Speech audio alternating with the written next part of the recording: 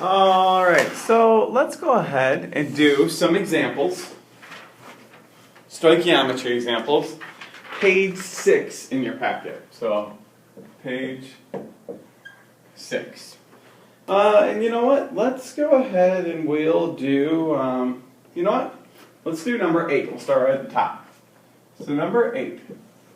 Well, number 8 says calculate the mass in grams of one molecule of HCH2COOH. Okay, so first of all, right, let's remember our flux capacitor. Put the moles in the middle, particles, liters of gas, and mass, right? So on this particular one, it wants the mass from one molecule particles. So in order to do that, we're going to have to go particles to moles and moles to mass, right? So in order to go from particles to moles, what we end up doing is we end up dividing by 6.02 times 10 to the 23rd. And then likewise, to go from moles to mass, we end up multiplying by the molar mass. Okay? It's kind of small, but I'm sure that you've got it on for number 1 on your pages. So the first thing I do is I take 1.0 molecules, and the substance is HCH2COOH, otherwise known as acetic acid. And the first thing I'm going to do is I'm going to take that number, I'm going to divide it by 6.02 times 10 to the 23rd, right? I'm going to go ahead and I'm going to get a number on that. Now, I will be honest with you, I don't have mine broken down, I do it all in one step. So I'm going to have an answer here, okay? And then what I do with that answer here is I'm going to take that number and I'm going to multiply it by the molar mass of HCH2COOH. Now, the molar mass of HCH2COOH is 60.06 grams. Now, I didn't make that up. That's 1.01 plus 12.01 plus 2.02, 12.01, 16, 16, and 1.001. So you take that number, you multiply it by 60.06 grams. When you do this, you get a number. Now, we started with 1.0 molecules. So that gives us 2 significant figures, right? So when we do our answer, we can only have 2 significant figures as well. That's why the answer is this. 1.0 times 10 to the negative 22nd grams. Boom, there's 8. Alright, let's go ahead while we're here. And we'll just do number 9. Kind of makes sense. We'll just keep on trucking. So number 9 says calculate the mass in molecules. So again, we want to know the mass if we know the molecules, which is particles. So here we go. You're told you have 3.475 times 10 to the 29th molecules. Now, you're told furthermore that substance is something called triphosphorus pentachloride, right? So, triphosphorus means it's phosphorus, P, and tri means there are 3 of them. This is a covalently bonded molecule. It uses prefixes, non-metals, right? So they share their electrons. And pentachloride, so it's Cl, and penta, like a pentagon, is 5, so P3Cl5. So in order to do that, I'm going to divide by 6.02 times 10 to the 23rd. And I'm going to get an answer. Now, that answer here, I'm going to tell you again, I like to do it all in one-dimensional analysis, but I've broken it up using this thing. I think it's easier for my students. What you do is take this number here, you put it right here. And then you multiply that by the molar mass of P3Cl5. When I calculated P3Cl5's molar mass, I take 3 phosphorus and 5 chlorines, I get 270.16 grams. So you multiply that by 270.16 grams. Now, significant figures.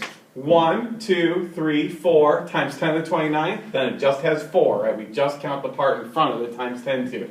So this has 4 significant figures, right? So our answer can only have 4 significant figures. We do the math on this and we get 1.559, 1, 2, 3, 4 sig figs times 10 to the 8th grams P3Cl5. That's the final answer for number 9. That's 8 and 9. All right, let's do one more. Let's do number 10 now. Number 10. Then we'll upload this video. We'll have 3 examples from this page. So number 10 has a little bit of a peculiarity to it because number 10 asks you how many millimoles in decagrams. So the first thing you got to do is you got to do some converting, right? So how many millimoles in decagrams? So I said to myself, okay, 15.5 decagrams. And I want to go ahead and turn that into regular grams. Well, when I do that, right, King Henry died basically drinking chocolate milk, right? So to go from deca to regular grams is 1 to the right. Therefore, the decimal moving 1 to the right becomes 155 grams.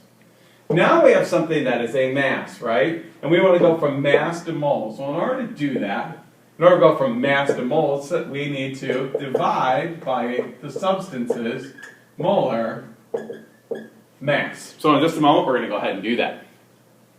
All right, so when I do that, I say to myself, okay, 155 grams divided by the molar mass of the substance, which is iron 3 dichromate. So I got to ask myself, oh boy, what is iron 3 dichromate? Let me give myself a little more room. So write grams there. So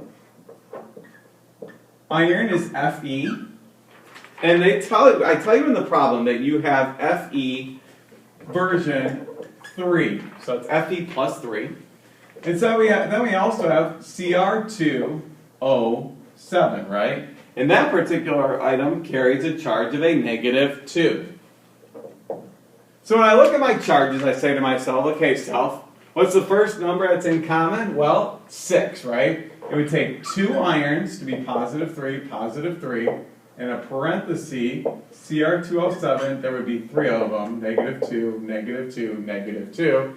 So that our charges end up canceling each other out, right? So that's the proper way to write iron 3 dichromate. That's pretty tough to do, and it's an important part of this problem. So after we get done with that, okay, you find the molar mass of Fe2Cr2O7, because we got to divide by the molar mass. Now I'm going to save myself a little bit of time and you. I'm going to tell you that number is 759.7 grams. So what is that? It's Fe2Cr2O7 3. Remember, when you're doing your molar masses, you're going to get 2 irons. You're going to distribute this, right? So that's 6 chromiums and 21 oxygens. That's how this number is so large. So we have 3 significant figures, or actually we should go all the way back to the beginning. We have 3 significant figures here, right? So therefore our answer can have 3 significant figures as well. We do the math on that and we get, let's see, 0.204. We have a little bit of a problem though, don't we? Because this is in moles. So this would be 0.204 moles of Fe2Cr2O7. And there are 3 of them, right? But I wanted the answer, if you look at the problem, in millimoles, right? Well, that's okay, because to go from moles of anything to milli, well, I'm going to do dimensional analysis. So 0.204 moles, again, because I like dimensional analysis, in 1 mole, there are 1,000 itty bitty little millimoles. You can do it the other way if you prefer, okay? But I think it's easier this way. Take these little, like, I always think about millimeters, right? I can fit 1,000 little millimeters in 1 meter. So here, it's just moles and millimoles instead. So when I do this, I end up taking 0.204 times 1,000, and I get 204. The label is millimoles. I don't know if I'm spelling that right, but who gives a care? And, let's see. The substance is Fe2Cr2O73. The final answer is that. And that's problem number 10.